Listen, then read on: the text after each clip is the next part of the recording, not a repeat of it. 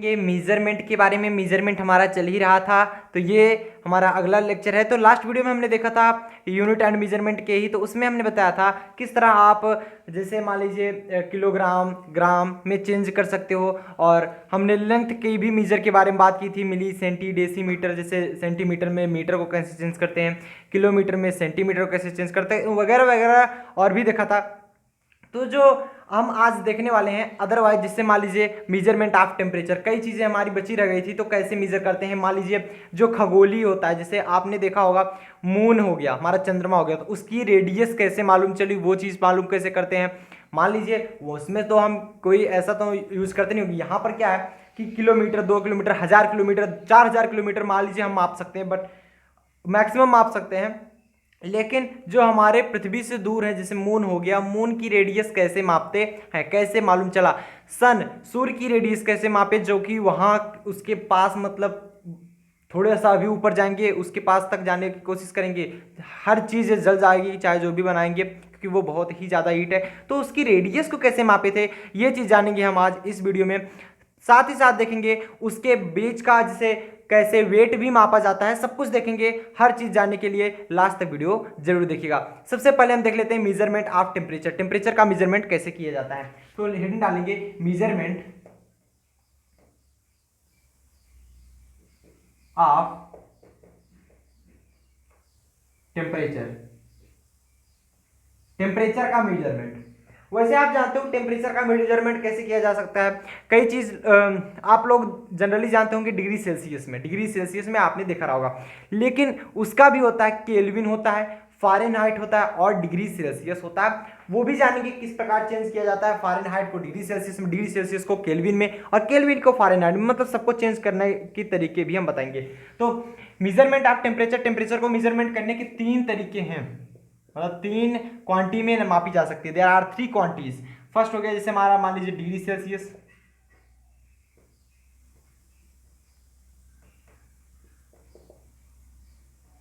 Degree Celsius. अगला हो गया हमारा केल्विन, फिर आता है हमारा फ़ारेनहाइट। फ़ारेनहाइट, अब स्पेलिंग में हो सकता है मिस्टेक हो, तो डिग्री सेल्सियस में डिग्री सेल्सियस, केल्विन को के से रिप्रेजेंट करते हैं, फ़ारेनहाइट को एफ से रिप्रेजेंट करते हैं। ठीक, चलिए अब देखते हैं डिग्री सेल्सियस केल्विन फ़ारेनहाइट, इसका फार्मूला क्या आता है। जैसे आप जानते हो degree Celsius upon 5 equal to F minus 32 upon 9 equal to K minus 273 upon 5। ये होता है फार्मूला, इसको हम चेंज करते हैं इसी फार्मूले से। जैसे मान लीजिए आपको दिया गया है 5 डिग्री सेल्सियस टेम्परेचर है, आपका 5 डिग्री सेल्सियस टेम्परेचर है, आपको चेंज करना है फ़ारेनहाइट में। तो कितने फ़ारेनहाइट होगा, कितने फ़ारेनहाइट होगा, मतलब डिग्री सेल्सियस टेम्परेचर दिया जा रहा है, फ़ारेनहाइट पूछा जा रहा है कितना होगा, फ़ारेनहाइट में अगर हम निकालना हो कितना होगा। कैसे निकालोगे वो चीज़ देखेंगे, हम यही रिलेशन लगाएंगे डिग्री सेल्सियस और फ़ारेनहाइट में निकालेंगे। हम जानते हैं degree Celsius upon 5 equal to F minus 32 upon 9। Degree Celsius की वैल्यू आपको दी जा रही है, डिग्री सेल्सियस की क्या है 5 डिग्री सेल्सियस, मतलब 5/5 equal to F minus 32 upon 9, और 5/5 ये तो 1 बच गया, तो इक्वल टू में एफ माइनस 32 अपान 9, इसको जब इधर करेंगे 9 इक्वल टू एफ माइनस 32, या फिर जब हम सॉल्व करेंगे एफ इक्वल टू 32 इधर आ जाएगा, 32 प्लस 9 कितना हो जाएगा, 9 2 11 के फासले 41 फ़ारेनहाइट निकल जाएगा। और यही अगर हमें पूछा जाए, फर्स्ट तो हमारा निकल गया, दूसरी चीज आपको यहीं पर पूछ लिया होता केल्विन, केल्विन कितना होगा, कैसे निकालोगे। तो केल्विन निकालने का सिंपल सा तरीका है 273 जोड़ देते हैं, या फिर अब देख लीजिए जब भी निकाला जाए 273 जोड़ा जाता है। जैसे डिग्री सेल्सियस है, जैसे 5 डिग्री सेल्सियस है, केल्विन पूछ लिया जाए 273 प्लस कर दीजिए, 278 हो जाता है। कैसे इधर आइए देखिए रिलेशन देखेंगे, degree Celsius upon 5, degree Celsius upon 5 equal to, ये डिग्री छोटा रहता है ध्यान देना हमेशा, डिग्री सेल्सियस, और ये के माइनस 273 अपान में 5 से 5 कट जाता है, तो डिग्री सेल्सियस वैल्यू 5 दे रहा है, के माइनस 273, के इक्वल टू आ जाता है 5 प्लस 273, मतलब 278 केल्विन। समझ में आया। तो इस फार्मूले से हम हमेशा चेंज करते हैं। मतलब अगर डिग्री सेल्सियस दिया हो फ़ारेनहाइट में, फ़ारेनहाइट दिया हो तो केल्विन में चेंज कर सकते हैं। अभी भी कुछ बच्चे अगर कंफ्यूज हो बता देना चाहेंगे। चलिए एक क्वेश्चन और देख लेते हैं।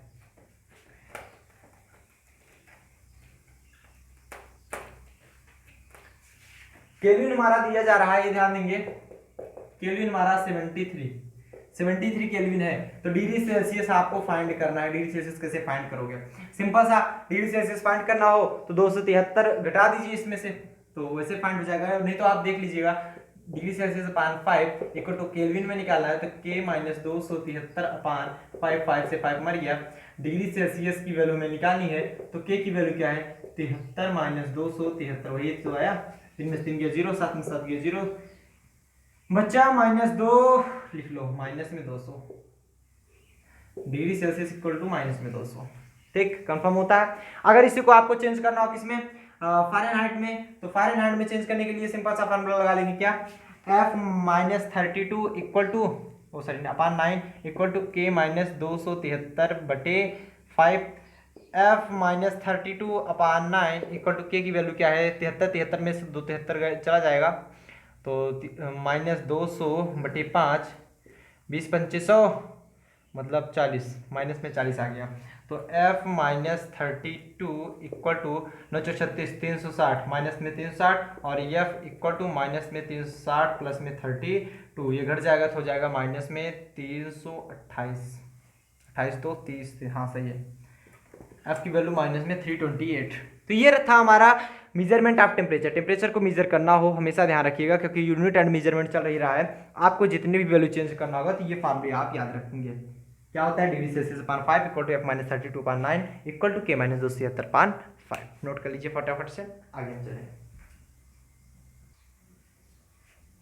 नोट कर लिए, हटाया जाए, कंफर्म।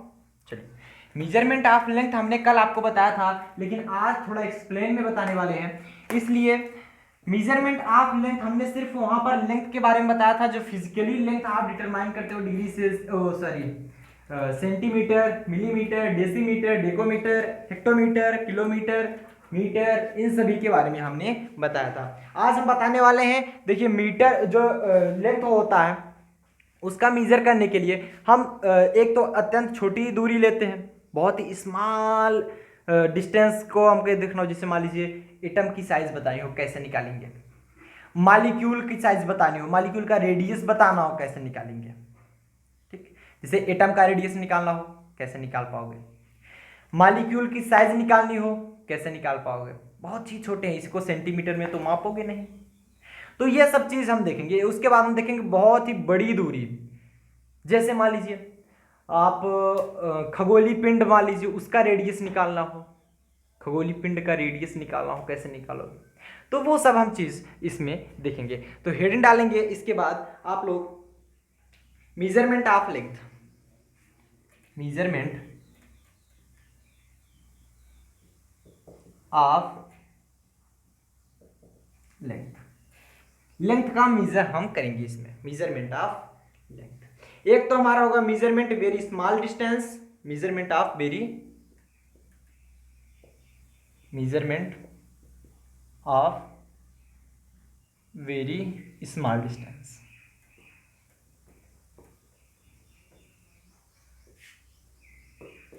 पहले हम बहुत छोटी छोटी दूरियां मापेंगे, उसके बाद बड़ी दूरियां मापेंगे। तो फर्स्ट हम जो देखने वाले हैं वो देखेंगे measurement of very small distance, बहुत ही स्मॉल डिस्टेंस देखेंगे, मेजरमेंट करेंगे। कौन सा स्मॉल डिस्टेंस? फॉर एग्जांपल के लिए जैसे आप फर्स्ट देख लो, इसमें हम क्या मापने वाले हैं? रेडियस निकालेंगे किसका? एटम का। Determination, determination of radius of atom by Avogadro number. Avogadro number के अनुसार हम क्या निकालने वाले हैं? एटम का रेडियस, एटम का रेडियस फाइंड करेंगे। एटम बहुत ही छोटी क्वांटिटी होती है, तो उसका रेडियस हम निकालेंगे एटम का। कैसे निकाल पाएंगे वो चीज़ ध्यान देंगे, ठीक? वो चीज़ आपको ध्यान देना होगा। सॉरी स्पेलिंग में मिस्टेक है, थोड़ा सा आप ध्यान देंगे। DETER होता है।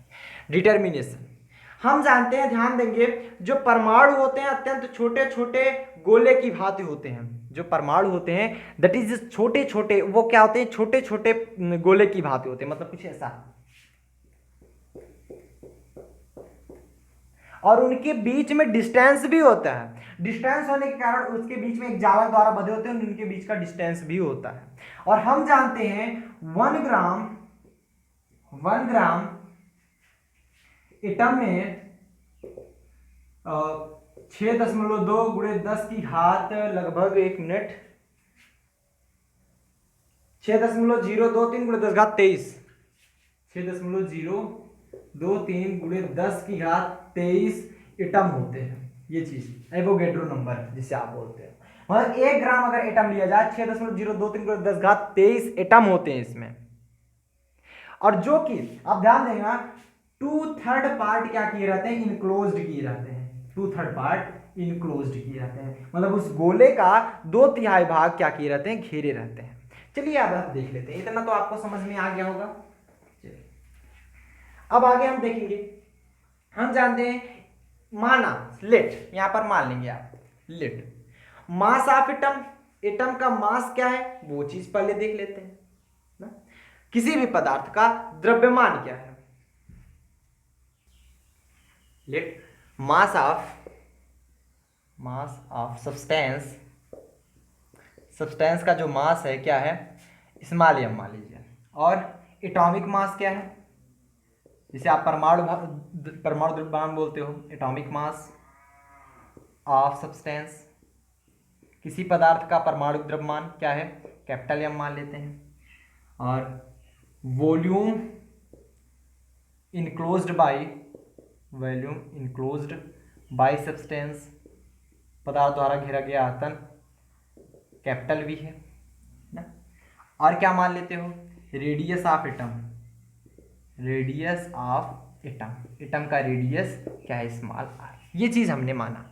तब हम बताएंगे, ये चीज मानने के बाद 1 ग्राम पदार्थ में परमाणुओं की संख्या, 1 ग्राम पदार्थ में परमाणुओं की संख्या, नंबर ऑफ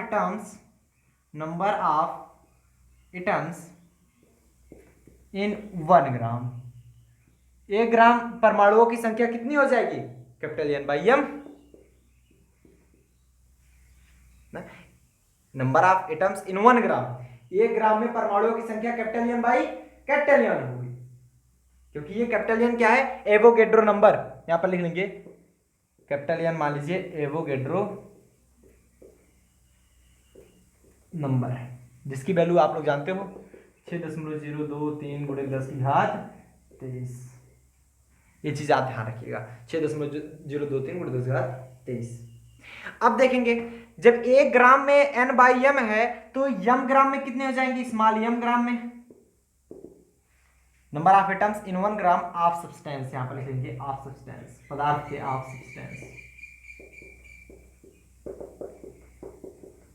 यम ग्राम में अगर निकालें तो M into N by M, क्योंकि ये हमारा जो एटम्स होते हैं ये गोलाकार होते हैं, तो गोलाकार होते हैं तो इनका वॉल्यूम क्या होने वाला है, volume of atom, volume of कोई या तो सब्सटेंस ले लीजिए, volume of atoms equal to जो गोले का वॉल्यूम होता है जिसे आप स्फीयर बोलते हो, वही चीज इसका भी होगा, क्योंकि ये भी हमारा स्फीयर है, 4/3 into pi R cube, 4/3 into pi R cube. Confirm होता है सबको। तो इतना ये वॉल्यूम लेता है, जैसे मान लीजिए ये चीज हुआ एटम, इतना वॉल्यूम है इसका, इतना वॉल्यूम, इसमें सभी परमाणुओं की संख्या क्या होगी, ये हमारा पदार्थ हुआ सब्सटेंस,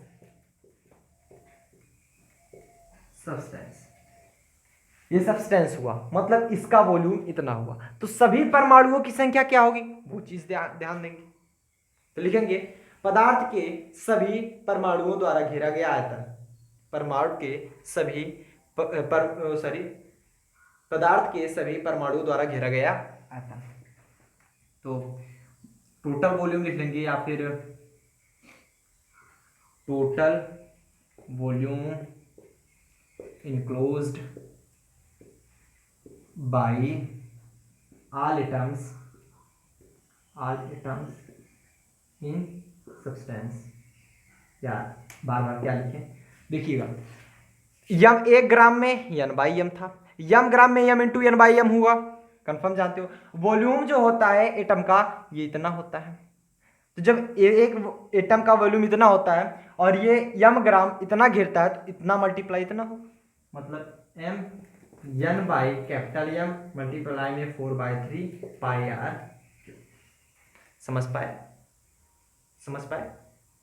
अरे भाई देख लो, यम ग्राम में इतने नंबर्स होते हैं ना, क्योंकि number of atom in 1 gram में एन बाई एम हुआ। यम ग्राम में इतने नंबर होते हैं, यम ग्राम में इतने नंबर होते, इतने संख्या में होंगे परमाणु। तो हम जानते हैं परमाणु का आयतन क्या होता है, इतना होता है। आयतन में उनकी संख्या को मल्टीप्लाई करेंगे तो टोटल वॉल्यूम हमें फाइंड हो जाएगा, कितना वो इनक्लोज कर रहा है ना। समझ में आया। हम जानते हैं जो परमाणु होते हैं पदार्थ का 2/3 ही आयतन घेरते हैं, 2/3 पार्ट। वी नो दैट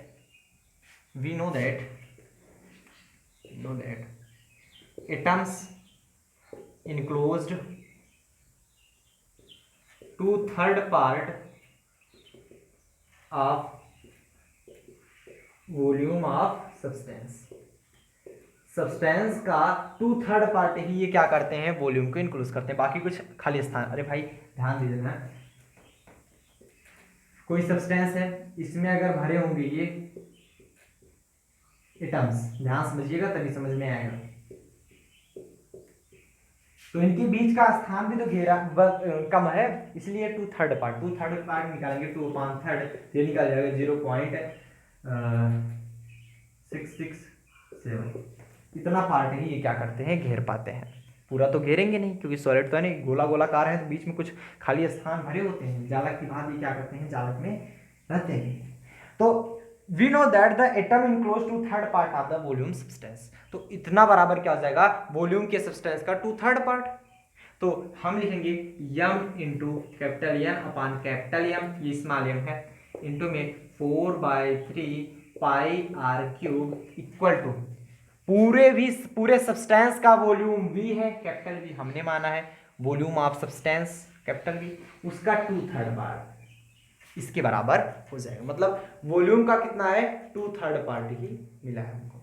अगर हम यहाँ से R की वैल्यू निकालना चाहें, R की वैल्यू निकालो यहाँ से, हम यहाँ पर दिखा देंगे 4/3, तो यहाँ से आपका कट रहा है, 3 से 3 कैंसिल हो गया, 2 2 जा 4 बचा, तो हम निकालेंगे यहाँ से 2 पाई आर क्यूब इक्वल टू, निकालोगे तो ये क्या हो जाएगा, जो नीचे है वो ऊपर चला जाएगा, या डायरेक्ट निकाल लो आप, हमें आर क्यूब निकालना है, तो आर क्यूब इक्वल टू क्या हो जाएगा, 2 पाई नीचे आएगा, मान लीजिए 1/2 पाई। यम ऊपर है, यन भी ऊपर है, नीचे आ जाएगा, क्या हो जाएगा, कैपिटल एम अपान एन इंटू में 1/स्मॉल एम ना, यही तो बचेगा, यही बचने वाला।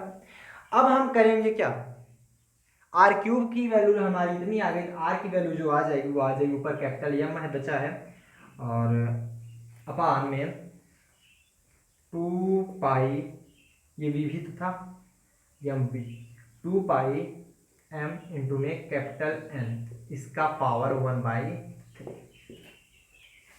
जब इधर पावर 3 है इधर ले जाओगे तो 1/3 में हो जाता है। नोट कर लीजिए, समझ में आया, फटाफट से नोट डाउन कीजिए। और इसकी जो फाइनली वैल्यू आती है, पूरा वैल्यू रखने पे जो फाइनली अगर वैल्यू हमारी बचती है 10⁻⁻10 मीटर बचता है, जिसको हम लिख सकते हैं 1 एंगस्ट्रॉम। नोट कीजिएगा, हटाया जाए। चलिए अब हम देखते हैं लंबी दूरी, जैसे हम खगोलीय पिंडों का साइज मापना हो, और यहां से जैसे चंद्रमा की दूरी कैसे पता चली, ये चीज, यहां से सूर्य की दूरी कैसे पता चली, चलो और दूर ले लेते हैं, तो वो सब चीज हम देखेंगे, ठीक भैया। चलिए अब देखेंगे हम, एक चीज आप ध्यान दीजिएगा, अगर आपको ना बताया हो सकता है हमने बताया भी हो, कि 1 एंगस्ट्रॉम में 10⁻⁻10 मीटर होता है, 1 माइक्रोन में 10⁻⁻6 मीटर होता है, ये चीज़ आपको याद रखना पड़ेगा। 1 माइक्रोन में, जिसे हम 1 पिकोमीटर भी बोलते हैं, तो इसमें 10⁻12 मीटर होता है। 1 मेगा में 10⁶ मीटर होता है। मेगामीटर, मेगामीटर 1 मेगामीटर में 10⁶ मीटर होता है। और अगर बात कर लें हम हाँ 1 नैनोमीटर में 10⁻⁹ मीटर होता है। ये सब वैल्यूज आप याद रखेंगे हमेशा, ठीक। हटाया जाए इसको। जैसे साइज निकालनी हो किसकी, लिख लेंगे, हेडिंग डालेंगे। पहले तो आप डालेंगे मेजरमेंट ऑफ लार्ज डिस्टेंस, दूसरा वाला measurement of large distance. Large distance का हम क्या करते हैं, मेजरमेंट करते हैं। जिससे लार्ज डिस्टेंस क्या हुआ, लार्ज डिस्टेंस में आप क्या कर लेंगे, measurement of the size of astronomical object. किसी भी एस्ट्रोनॉमिकल ऑब्जेक्ट की हम साइज निकाल लेते हैं। फर्स्ट देख लेंगे measurement the size of astronomical object. Properly दिख रहा है आप लोगों को, बोर्ड में दिख रहा है। चलिए हम मेजरमेंट करते हैं एस्ट्रोनॉमिकल ऑब्जेक्ट की साइज को। कैसे उसकी साइज मेजर करते हैं, मान लीजिए हम यहाँ पर पृथ्वी पर है, इधर अर्थ, ठीक, और इधर हमारा मून है, इधर क्या है हमारा मून। समझ में आ रहा है। हम क्या करते हैं, इसके लिए लेजर का उपयोग करते हैं, सॉरी लेजर नहीं उसका माइक्रोस्कोप का, सूक्ष्मदर्शी जिसे आप बोलते हो। माइक्रोस्कोप से हम इसके एक भाग को देखते हैं, मतलब इस पार्ट को, इस पार्ट को। जब इस पार्ट को देखते हैं तो इसके बीच में जो एंगल बनता है कुछ ऐसा बनता है, ऐसा मान लेते हैं इसको थीटा। इसकी वैल्यू जो निकाली जाती है वो निकाली जाती है इसी से, माइक्रोस्कोप से। दूर की चीज़ है ये, तो हमने पास पास बना दी इसलिए आपको थीटा की वैल्यू दिख रही है। जब आप यहाँ से लेकर मून तक बनाओगे कहाँ थीटा की वैल्यू दिखेगी। हाँ एक चीज़ और बताना, सब लोग कमेंट बॉक्स में बताना कि पृथ्वी से चंद्रमा की दूरी कितनी है। देखते हैं किसको किसको याद है, उस दिन बताए थे ना। देखना जैसे अर्थ मान लो यहाँ हो गया, अर्थ मान लो यहाँ हो गया, मून मान लो यहाँ हो गया, दिख रहा है ना प्रॉपर्ली। अब इसकी साइज मेजर करनी हो तो कैसे मेजर करोगे, अब भी दूर हो गया, देख रहे हो ना। मतलब थीटा की वैल्यू 0 मिल रही है, कुछ इस तरह डिस्टेंस में अगर निकाला जाए। सर पृथ्वी तो इतनी छोटी नहीं है, तो इसकी दूरी भी इतनी छोटी नहीं है ना, तो थीटा वैल्यू लगभग लगभग 0 ही आती है। तब हम करते क्या है, इसकी वैल्यू जो निकालनी होती है, इसको मान लेते हैं इसका डायमीटर है। ये क्या है, इसका डायमीटर है, यहाँ से यहाँ तक, ये चीज़ इस पॉइंट से इस पॉइंट तक, ए से बी तक, इसका डायमीटर हमें निकालना है। अगर इसका डायमीटर निकालना है, इसके बीच का डिस्टेंस हम मान लेते हैं यस, क्या मान लेते हैं यस, या यच मान लीजिए, कुछ भी मान लीजिए। तो हम निकालेंगे थीटा की जो वैल्यू निकालेंगे वो कैसे निकालेंगे, A B upon S. A B की वैल्यू क्या है, स्मॉल डी माने हैं, और इसकी वैल्यू यस थीटा की वैल्यू। और जब हमें डी की वैल्यू निकालनी होती है तो ये थीटा यस। अब कहोगे सर थीटा की वैल्यू कैसे मालूम करेंगे। थीटा की वैल्यू हम निकालते हैं जब माइक्रोस्कोप से देखते हैं ना, थीटा की वैल्यू ऑलरेडी पता चल जाता है, 1 डिग्री पे जा रहा है, 2 degree, 4 degree, 10 degree, 20 degree, 25 degree, कितने डिग्री पर जा रहा है, तो वो वैल्यू रख देते हैं।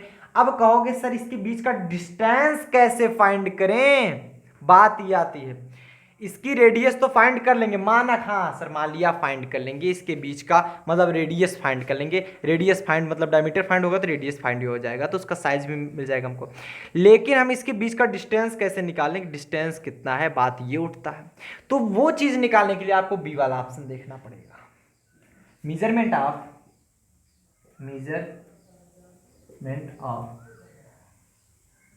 डिस्टेंस एस्ट्रोनॉमिकल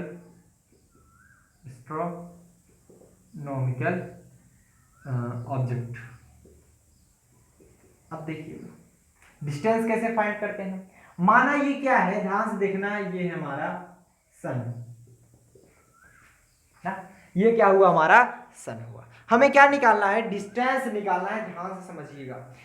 अब हम करते क्या है वो चीज समझिएगा। जैसे 22 दिसंबर से 22 जून के बीच में आप ध्यान देंगे, 22 दिसंबर में पृथ्वी कुछ ऐसे और ऐसे जाती है, ये 22 दिसंबर है और ये 22 जून है। तो कुछ इस आकार में हो जाती है, मतलब ये कुछ इस प्रकार मूव करती है ना। मतलब ये आप समझ में आया यहां तक, आप क्लियर हो। पृथ्वी यहां से मूव कर रही है और ये ध्यान देना जो विधि हम बता रहे हैं ये सिर्फ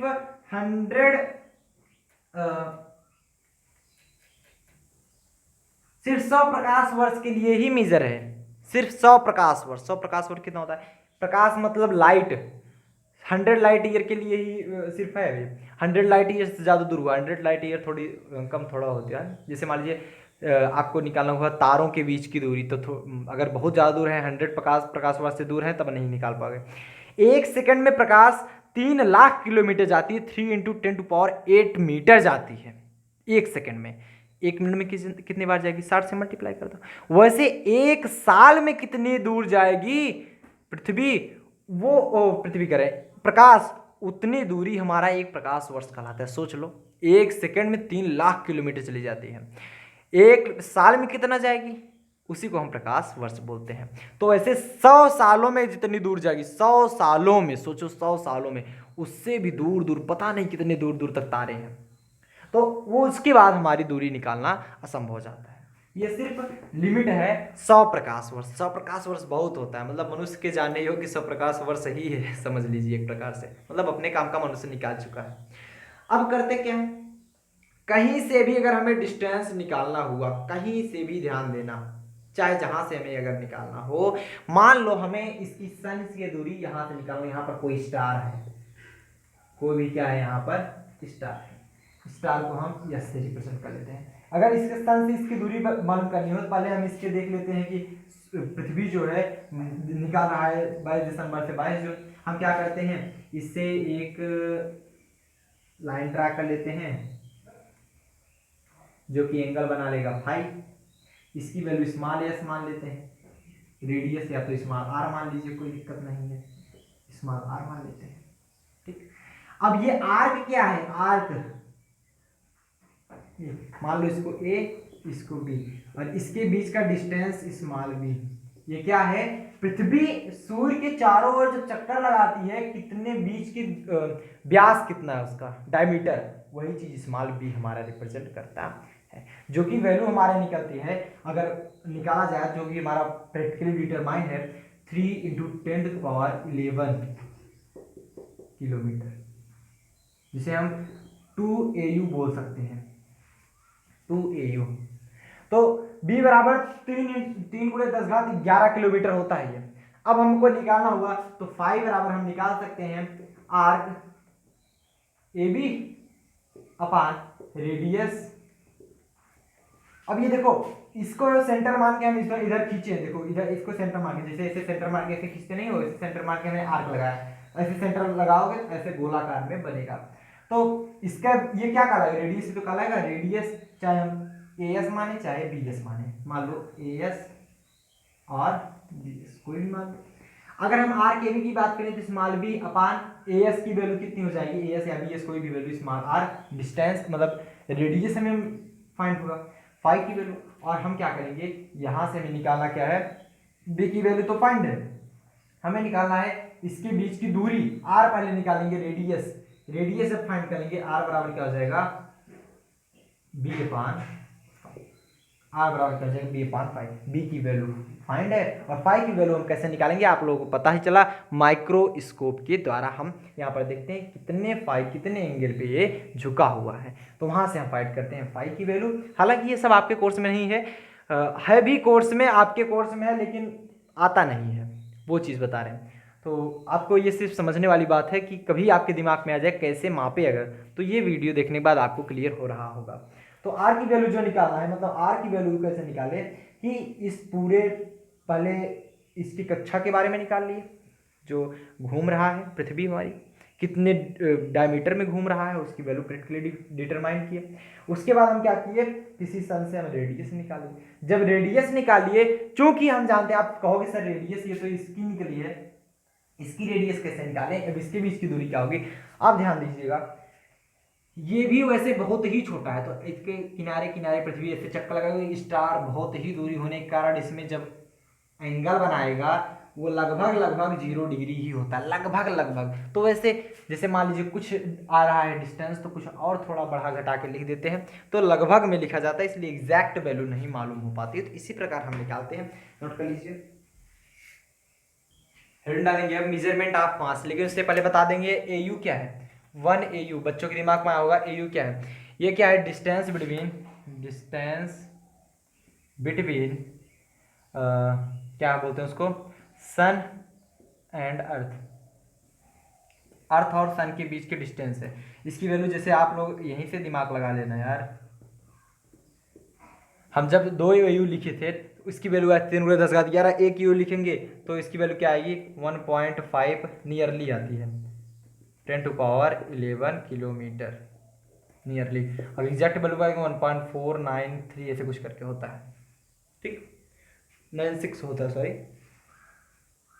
496 इंटू 10⁻11, लगभग लगभग 1.5 इंटू 10⁻11, मतलब सूर्य जो है पृथ्वी से इतना दूरी है, इतना किलोमीटर दूर है, 1 AU इसे बोलते हैं, ठीक।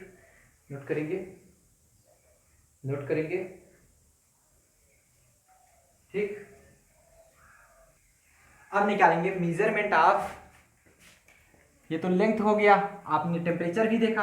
अब देखेंगे मेजरमेंट ऑफ मास, मास कैसे निकालते हैं, किसी भी पार्टिकल का मास कैसे निकालें वो चीज देखेंगे। ये सब लेक्चर जो चल रहा है बेसिक क्लास है, और बेसिक क्लास बहुत ही इंपॉर्टेंट होता है। तो हेडिंग डालेंगे मेजरमेंट ऑफ मास, मास की वैल्यू कैसे निकालते हैं। तो मास की वैल्यू फर्स्ट जो निकालेंगे हम क्या निकालेंगे, F बराबर ma या फिर m बराबर F/a से निकालते हैं सिंपली। वेयर अगर आप निकालोगे, वेयर स्मॉल m क्या है, मास ऑफ कोई भी सब्सटेंस, जो जिसका सब्सटेंस का आपको निकालना है उसका मास है, और जो F क्या है अप्लाइड फोर्स, उस पर कितना फोर्स अप्लाई हो रहा है, अप्लाइड फोर्स, और जो A है वो है क्या, एक्सीलरेशन। एक्सीलरेशन की वैल्यू आप निकालना जानते हो, एक्सीलरेशन होता है वेलोसिटी अपान टाइम, मतलब v/t। वेलोसिटी भी निकालना जानते हो, वेलोसिटी क्या होता है, डिस्प्लेसमेंट अपान टाइम, डिस्प्लेसमेंट, ये सब तो छोटी चीज़ है यार, टाइम अपान में टाइम, मतलब डिस्प्लेसमेंट अपान टाइम का होल स्क्वायर निकाल लेते हैं इस प्रकार। तो ये सब ऐसे मास निकालना है। दूसरी चीज अगर आपको निकालना हो मेजरमेंट ये तो मास निकालिए, अगर आपको इनर्शियल मास निकालना हो तो इनर्शियल